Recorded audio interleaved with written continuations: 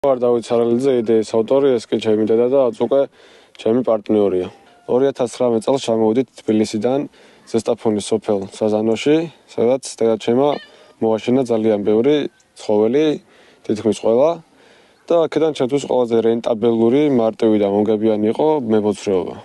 გადავწყვიტე შექმნა საბოცრო მეურნეობა, სახელად ჯგუფი, რომელიც ჩემს პირველ კურდღელს ერქვა. ჩვენს მიერ წარმოდგენილი იდეა არ არის ფანტაზიის ნაყოფი და არც მხოლოდ თეორიაზეა დაფუძნებული. ჩვენ გვაქვს ამის პრაქტიკული გამოცდილება. ბოცვერის მოვლის პრაქტიკული გამოცდილება ღრმა ბავშვობიდან აქვს დავითს. ამის ვიდეომტკიცებულებები შეგვიძლია წარმოვადგინოთ. იმის გამო, რომ მებოცრეობა არ არის რთული საქმიანობა, მარტივად შეიძლება დასაქმდეს არასრულწლოვანი და პენსიონერი ადამიანი. ერთი კედელი უკვე აშენებული მაქვს საზამთროველიერისთვის. პროექტის განსახორციელებლად მჭირდება 4 ესეთი ტიპის გალია. ჰიგიენის ნორმების დასაცავად ასევე გაყვანილი მაქვს საკანალიზაციო სისტემა.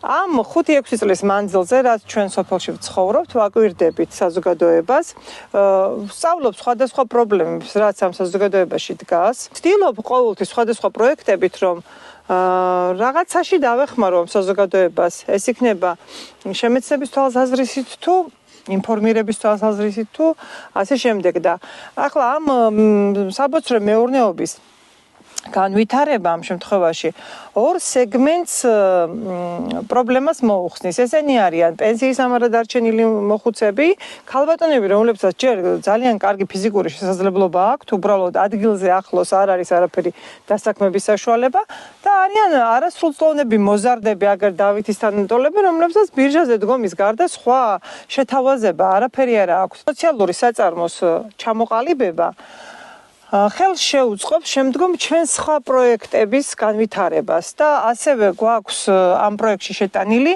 სასწავლო მიმართულებაც, რომლის უშუალო ხელმძღვანელი ვიქნები მე და ეს გამოიწვევს უკვე შემდგომ სხვა ფერმერული და სხვადასხვა ტიპის პროექტების შექმნა, განვითარებას, სხვადასხვა გრანტებზე შეიძლება იმუშაოს ამ ადამიანებმა, ვინც ჩვენთან გაივლის ტრენინგებს და კონსულტაციებს. ჩვენს ფონზე თქვენ ხედავთ მიტოვებულ სახლს.